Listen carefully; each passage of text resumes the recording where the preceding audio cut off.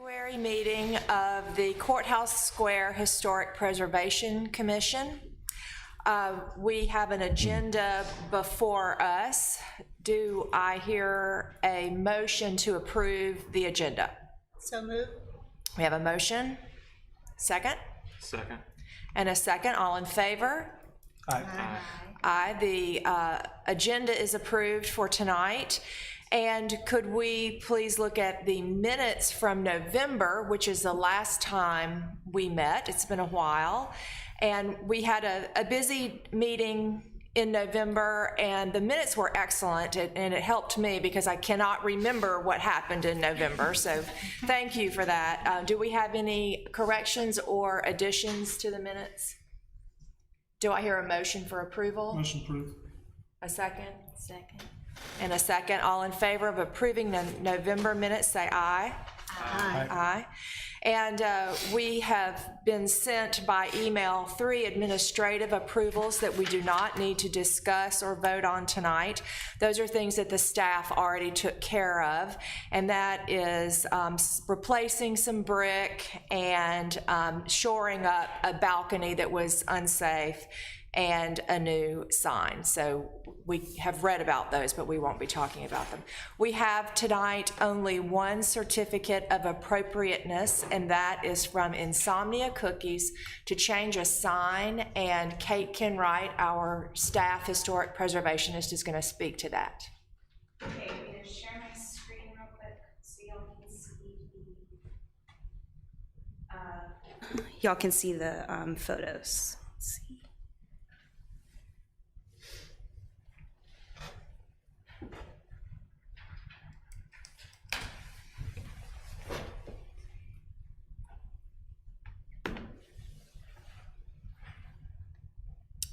Okay, so we are to have a public hearing regarding potential signage at 303 South Lamar Boulevard. That's the Insomnia Cookies building, and they've been a tenant there for quite a while. The applicant requests approval to remove the existing hanging sign, which you can see in the photo that they provided here, and install a new wall sign. The proposed new sign features purple lettering on a white background and features the Insomnia Cookie logo. The new sign would be mounted flush on the front elevation above the existing canopy. They also propose to remove the existing decals, which you can see they're like the warm cookies delivered. They're in the window currently, and replace it with a new decal on the door that shows the new Insomnia Cookies logo. The commission should consider the design of the proposed sign in the context of the Oxford Design Guidelines, which recommend simple, straightforward lettering, and note that the applicant should avoid choosing flamboyant, overly fancy lettering or garish colors. Muted colors in keeping with softened tones of historic structures are most effective. So the sign does meet that color requirement in staff's opinion. It's a fairly muted purple. More relevant are the special provisions of the signage regulations and the land development code that are specific to our historic preservation districts, which address franchise signage, noting that the use of franchise or corporate signage architecture is prohibited. Buildings or structures other than allowable signs shall not be designed to use the building or structure itself as advertising. The current hanging sign is more suited in material and application to the proposal, based on the design guidelines, which note that signs that were hung perpendicular to the facade were common on older buildings. They're especially suitable for displaying symbols and logos. Perpendicular signs are designed primarily to be viewed by pedestrians. While flat signboards are used in some locations in the Courthouse Square district, the current sign reflects the pedestrian nature of the square, while the larger logoed wall signs are more appropriate for a suburban location. So based on those signage regulations, staff recommends denial of the COA proposal. And Glenn is here from the sign company. I'm happy to answer any questions you have about the staff report, okay, and then he's available to answer questions as well. Great, thank you, Kate. What questions do we have for Kate from the commission? Does this meet ordinance requirements for signage? Yeah, I mean the size meets the size. Yeah, it does. So the only part it was in conflict with was that special provision section. Mm-hmm.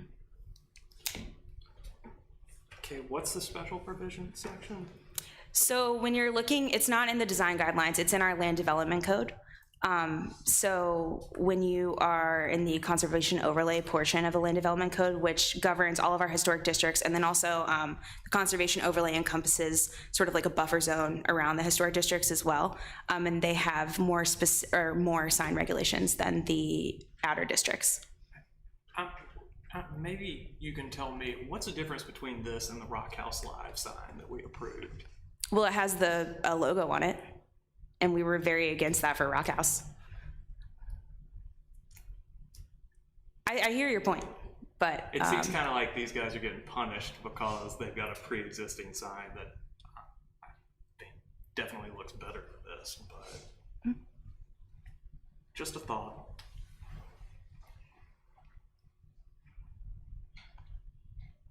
It is similar to the Rock House Live, except that it has a logo which is expressly not allowed. And Insomnia is a franchise of 200. So I guess they're wanting them to look alike. Anything else for Kate? Could we see what they have now, the sign that's exactly the same sign that is on the new sign, right? Same. yeah, the difference It's is not a change of any kind. I mean, they already have that. you mean the logo isn't The different, logo, right? It's just if the portion of the design guidelines that we noted in the staff report recommends perpendicular signs for logo signs. So that's why we were pointing out that the current sign is appropriate. Are you asking what's the reason for the change if the logo is the same? Yeah, the branding. Pardon me? The brand, they said that it was part of their new brand or something like that in the application. Maybe we can. Well, we'll hear from, let's hear from. They feel like that it makes a brand more aware, it increases the awareness of their brand. Come on up. Welcome. Real quick, is it lighted or no? No. No, and I can just kind of read what they had emailed us. We would like to make the hardship case that Insomnia Cookie has changed their logo nationally and is looking for more visibility for their brand. Therefore, they would like more square footage, which that sign allows on the building. Okay, so they're looking for a larger sign. Yes. Not so much to change. The logo looks the same except for maybe the color? Yes, Or just call the it the same? same. Okay. So if you didn't have the logo up there and you just had Insomnia Cookies, there's nothing wrong with it. It's the logo part. It would better meet that portion of the land development code, yes. There was no logo. Well, I think Kate points out that, in this district, that it is more common to have perpendicular signs or hanging signs. We do have flatboard signs that are on walls. We approved one across the street, but I think as you think about walking around the square, the different hanging signs in the historic district, well, I think that's what she's trying to point out, is what they have up now is, about as appropriate as you can get for historic district. And Use it as an example. that's right. Yeah. Would the company like to change the logo inside the round sign, or not interested? The one that's already there. They prefer to go with this look. Yeah, I mean, I would just go ahead and, I don't think it's a rebranding or a new logo. I think they just want a larger sign, which is fair for them to want a larger sign. They see, for instance, a sign right across the street that has been approved as a wallboard sign. And if they were paying attention to discussions we've had, wallboard signs, painted boards have been talked about as being appropriate, more appropriate than channel lettering or whatnot. And so they've come with that, asking to do the same. I agree. I would lament, I'm sorry. I believe it's printed rather than, it's not hand painted, right? It's like a printed sign. The new proposed sign?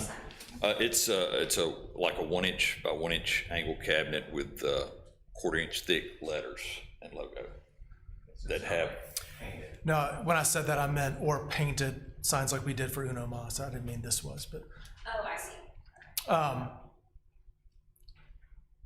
mean, I would lament the loss of that hanging sign. I think it's a fantastic sign.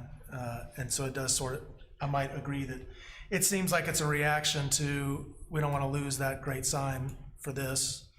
But I would comment that I think it's too large, personally. I would want to see a little more brick around the board, rather than the board taking up the entire space between the parapet cap and the head wall of the roof. To me, it could be a little smaller. Otherwise, I'm okay with it. It does in general look like it belongs elsewhere, because I guess it is its size. It looks like it might be in a strip mall instead of on the square. What other comments do we have?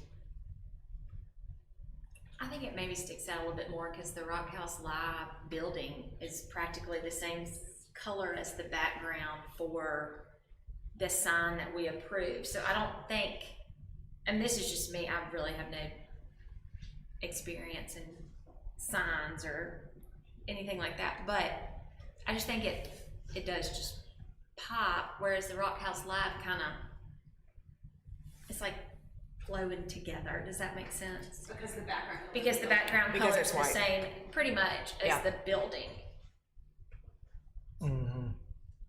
Yeah, it's a little sad to approve something that is not an improvement, but a distraction.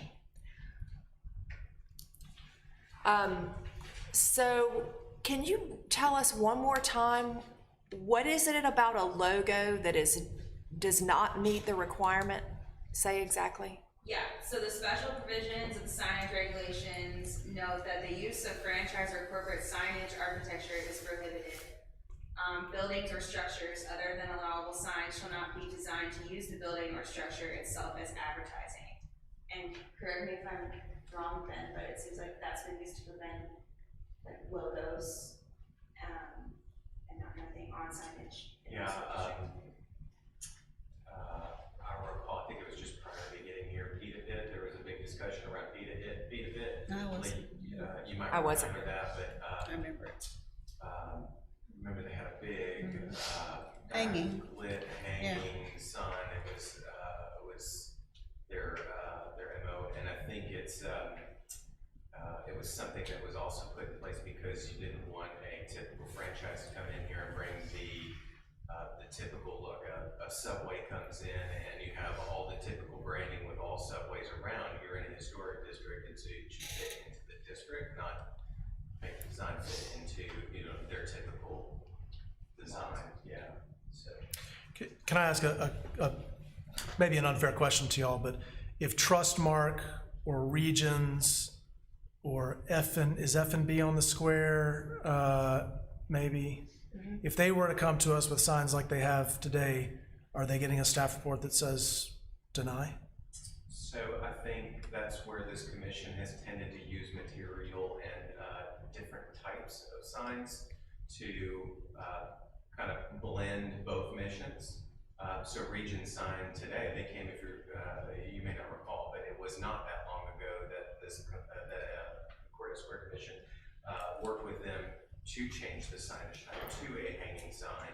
So they have a wood hanging sign, which has, a green look to it, and it says Regions, and it does have their logo on it, but it fit into the character type of a historic sign versus their typical brand that they would put up at other locations. So it's a compromise. I That's get it. right.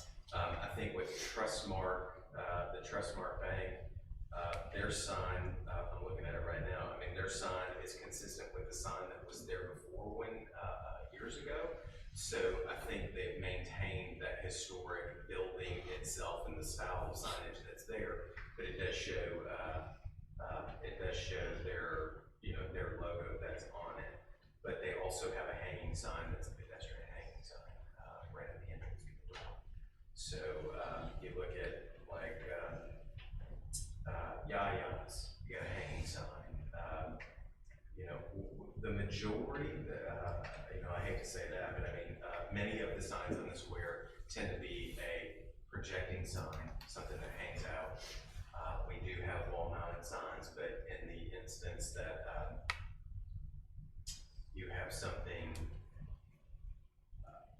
you have a corporation that's coming in here, you're trying to get something that's a blend, I guess, is the best I can think. So, Okay. Okay, we've heard words like blend and compromise, and this commission doesn't usually come up with a different suggestion. Sometimes we will say amend the COA, but could commissioners come up with some suggestions for changing the sign a bit and finding it still acceptable? Or do you have thoughts about approve, deny? My first thought is keep the sign that's hanging and maybe put the money you were gonna use on the new sign to add to lights, to light up. Gooseneck lights, yeah. To light up the old sign. Since it is Insomnia Cookies and it is open late, you might want to have a light. Or smaller. One thing we haven't really discussed today is the decals. Are we taking that separately? So it was my understanding, speaking with Kim, that the existing decals are gonna be removed and the new decals can be placed on the door. That's right. And that decal meets the space requirements of the land development code, So we don't need to discuss it. I don't know, do decals fall under the logo requirement? I mean, we evaluated as part of just the typical signage package that come in, because they're removable, but I think that down too. So, Yeah. we take a look at them, our local land development goes in. Right, but what I'm saying is, okay, so is the proposed decal, I mean, well, should we be discussing it? So it's usually, the window coverage, I don't know that we've ever. Well, these are gonna be discussed. removed, it's just gonna be this one. Yeah, I get that. I don't know that we've ever discussed, the signage of the decal on a door like that from its appropriateness. We've talked about busyness and percent coverage. We talked about that with Nail Bar And years it ago. meets the percent coverage in the, So we don't have to discuss that today. So whatever they do with the new decal on the door is, Staff. Yeah. you have approved that. Okay. yeah, that'll be a part of their permitting. All right, so this is just for the sign. Do I hear any more questions or do I hear a motion? Well, for me, I mean, I indicated I feel like it's approvable, but it needs to be smaller. So I don't feel like I could make it, if I were ready to approve it, I could make a motion, because I can't tell you how much smaller it needs to be. I think y'all need to come back with. Okay, that's a good suggestion that they come back with a smaller sign. Laurie Beth also said something about the color being a lot more obtrusive because the brick is not painted. Not suggesting that we paint the brick.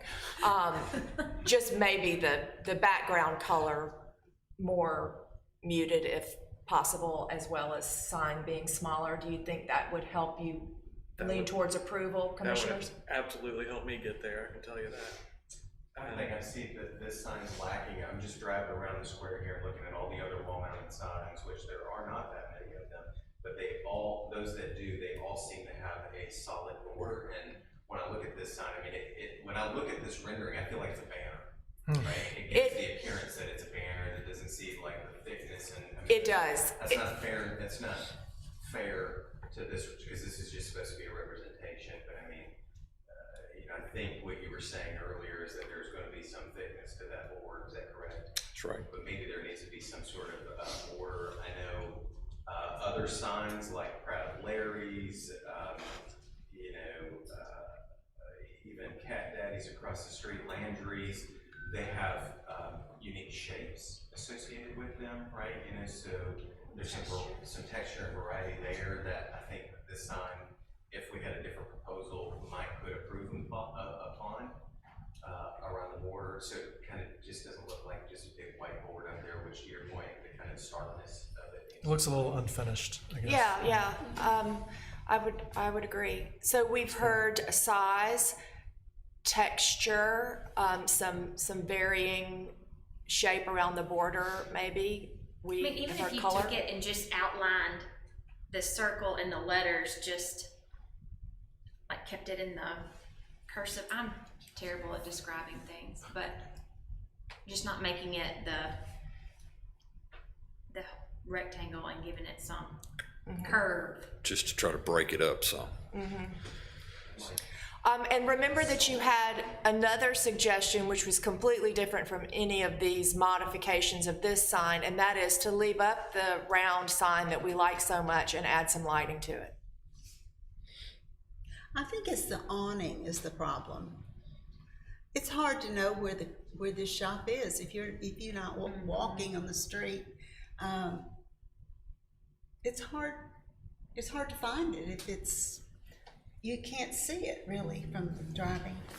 Right, it's because the awning is shared with Amy Head, which has the same projecting perpendicular sign that Insomnia Cookies has now. It's a good thing that the cookies are so good because we all know where it is. Anything else? I think if we're gonna deny this and ask them to resubmit it, then I think we gotta make a call about whether the logo can be in it too. because I don't want Good them to point. Bring back something else and then have us shoot it down. Right. So, and I think that's a question for staff. If they change the sign to more appropriateness for the historic square, is the logo allowed or not?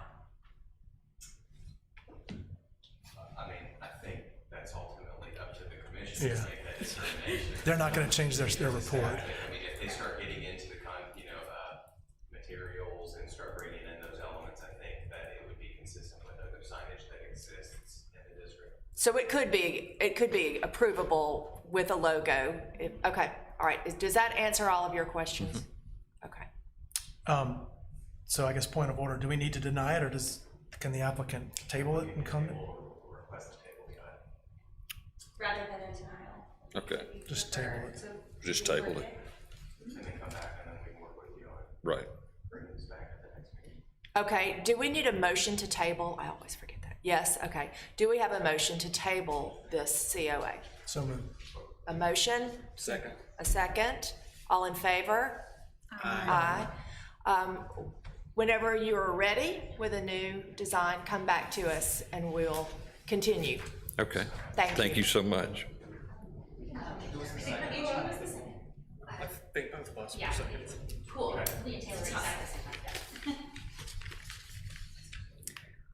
Do we have anything I have from a few, staff? yeah, I have a few questions, if I can. Others may as well, but, so I'm gonna run through all four and then, we can talk about them. Park space next door update, restoration bond process update, did we ever change ordinance for that? 208 update, any update on that? I saw the Good, we need that, I yeah. saw the variance request sign out there. And then, maybe we can talk about it next time, but I wanna talk about the mural that has been Which one? greenlit, the one that Earl brought before us and we had a big discussion about. And then it was in the news that it was, I guess, greenlit. 265, Yeah. Oxford Square. Yeah, which I think we determined we had no power to say one way or the other on that. But I remember you saying that, maybe there's something that could happen in the Historic Commission about that. And I wish Lee were here, I remember him saying he had major concerns about that, sort of opening the doors for murals everywhere. Andy did. I'm sorry, Andy. I'm sorry. Okay, No, that's it. so Park, 208, and Mural? And I think there was The you restoration. said restoration. restoration bond. bond. Anything about the survey also that we The need? park should be, coming before y'all next month, according to Okay, good. Yeah. So the park will be coming for formal action for Well, so you guys voted to approve the the demolition. and the current plan, and if Mark needed to change the plan, he would return. And I do believe after they've done the engineering work and started to figure out how they're gonna prepare the site, there's gonna be some changes, although I don't think it's gonna substantially change. He wasn't ready for this month, so I believe he you will be seeing that next month. Okay, so that is for the park, which is just next door to this building Right, that demolition belongs of to our the city, right? Right, yeah, there's Demolition been of a building next door. Considerable amount of surveying and engineering work that's been taking place. You know, demolishing so close to two very historic buildings is certainly that, you know, the city's not taking lightly. So we're making sure that we, you know, we take all necessary precautions to make sure that we do it right and come up with a good plan for it. As Kate said, we've been looking at, I don't even know that we've put it out to bid yet. The demolition has, but for the other components of it, we haven't even gotten to that point yet. So single most important thing is to get the demolition going and remove it, and then see exactly what we have to work with once we have the, you know, everything all stabilized and put in place. So we have a pretty good idea, but, you know, it's subject to change. So Mark will come back for that. You know, as Kate said, maybe next month we'll see where that winds up. It could be even, this is February, so it's hard to believe this is February. Yeah, it could be in April even. Restoration bond, no, we haven't made any of those changes yet. We're still trying to tackle that. It's not an easy one. And restoration bond, you are referring to what we always use as the example of 208 as to if you want to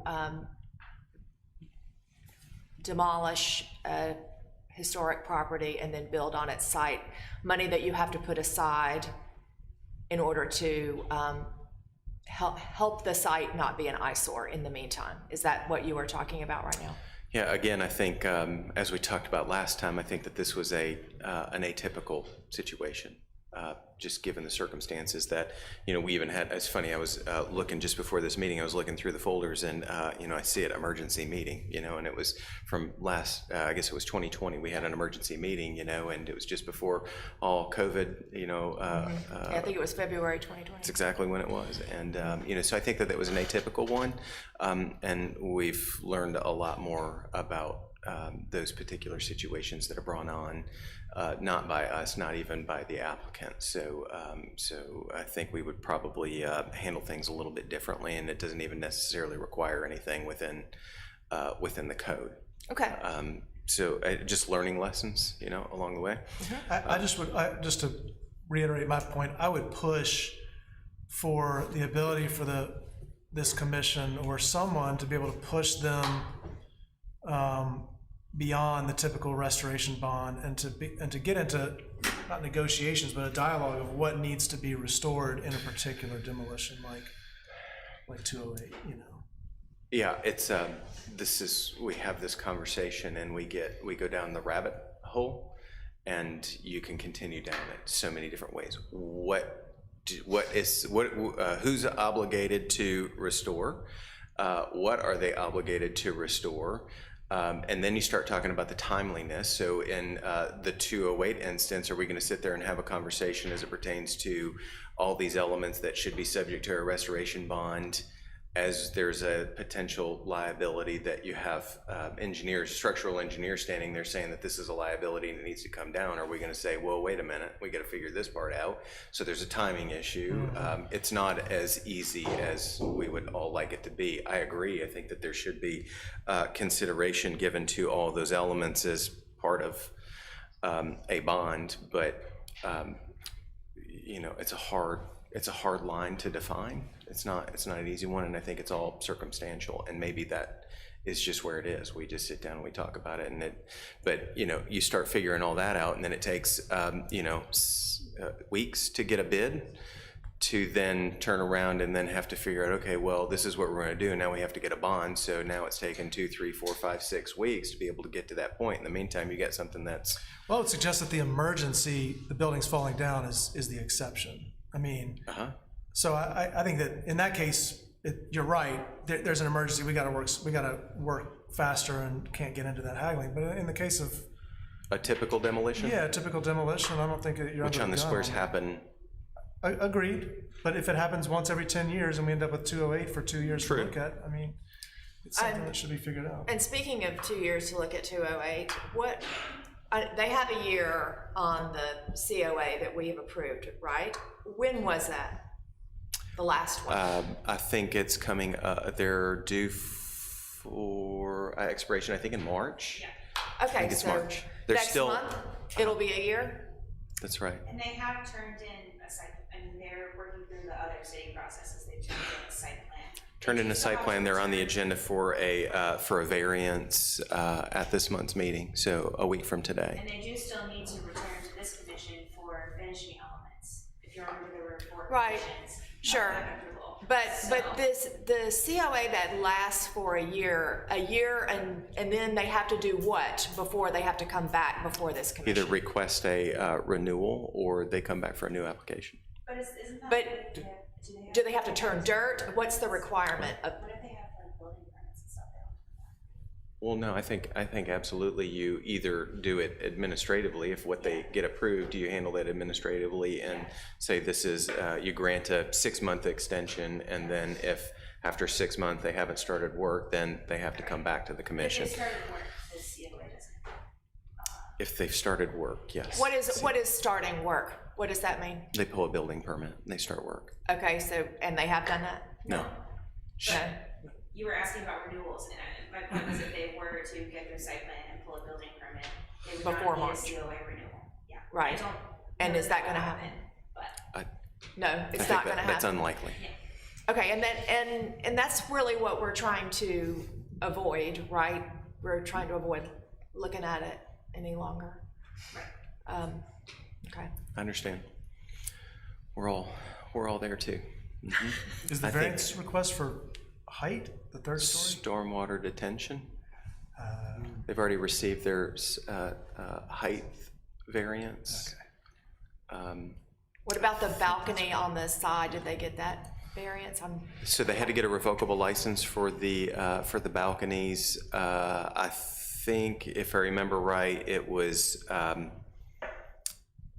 guess in concept, it was agreed upon to the mayor and board of aldermen, subject to any and all issues, you know, that may arise through the site plan review process. So that the mayor and board of aldermen didn't want to say, yes, this is fine, and then that would supersede any issues by an actual department, department head. So they said, sure, okay, we understand what you're trying to do. Now go through the site plan review process, and if anybody has any issues, then we may have to revisit that. Ultimately, is what they said. So, All right. so progress. We're excited to have a building there, as is, I think, much of the rest of the community. So, mural. We have what, 2 murals, 2 new murals to the square area. We have the Welcome to Oxford mural back here. There's a mural on the side of the Unamas building at the rear of it. And then there's actually a new mural being proposed. And I guess it's on the back side of Oxford Square North, the Oxford Square North building. Yes, previously we've had discussions about a mural and it coming before the city after additional research and looking at a variety of things. We've made the determination that that as long as the mural is proposed on a wall that's already painted masonry or is already painted, then it can be painted. Nothing legally that can be done. Mm-hmm. Is there anybody that oversees? We do. What, the We take a content? look You at do it it, to very limited amount. We've had discussions about murals being considered as signage.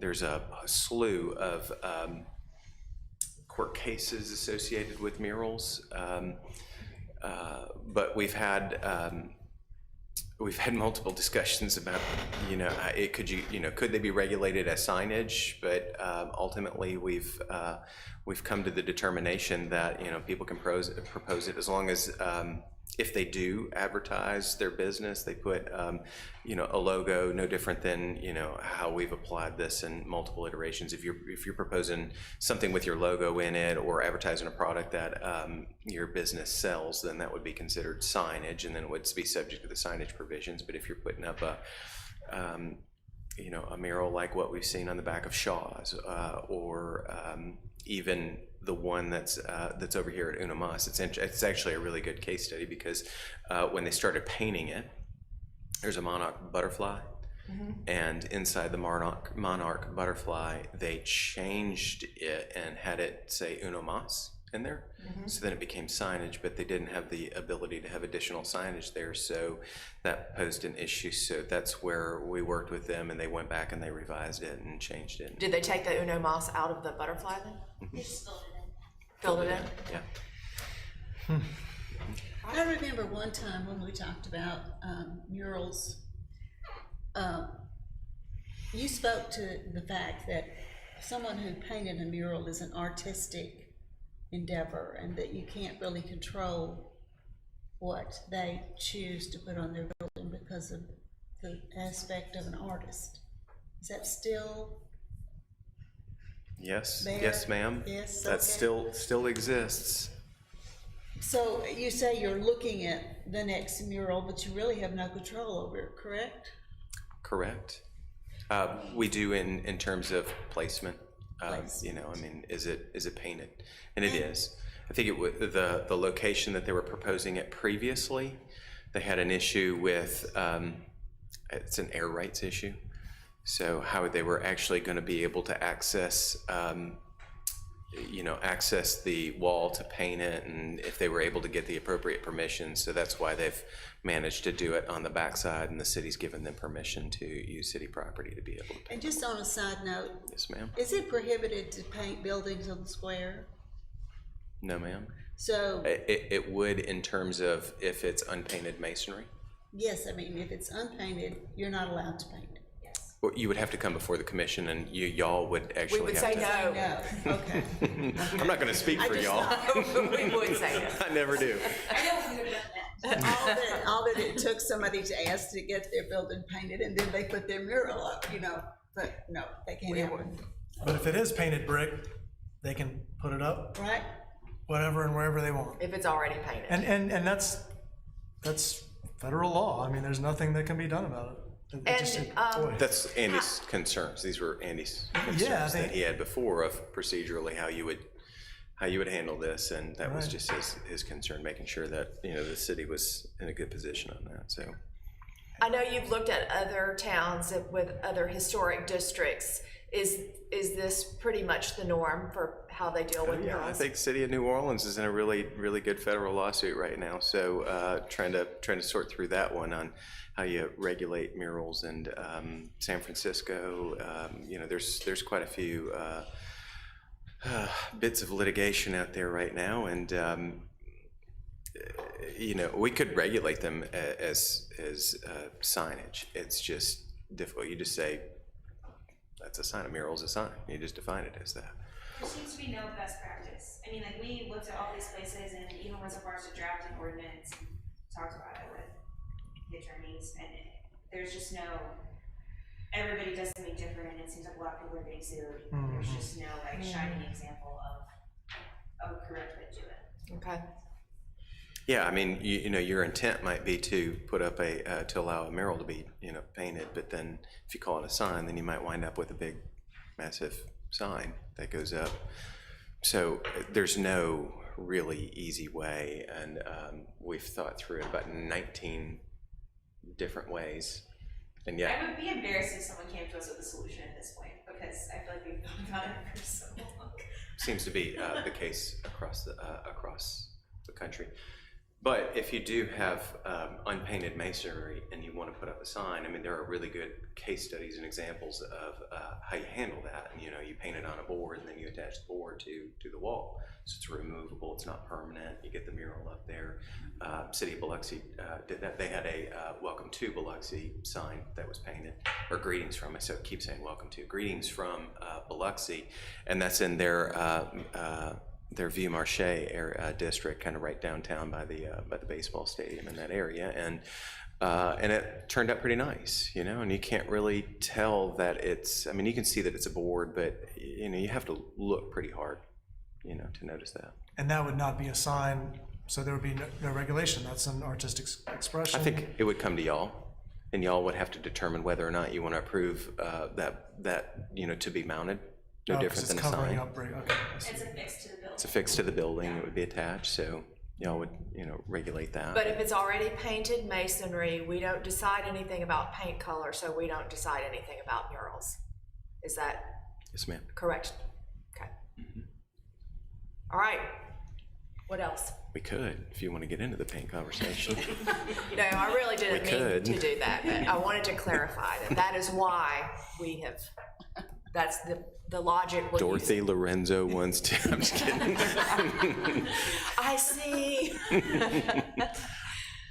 Okay. Do we have a motion to adjourn? So moved. Motion, second. All in favor of adjourning, say aye. Aye. Thank you all.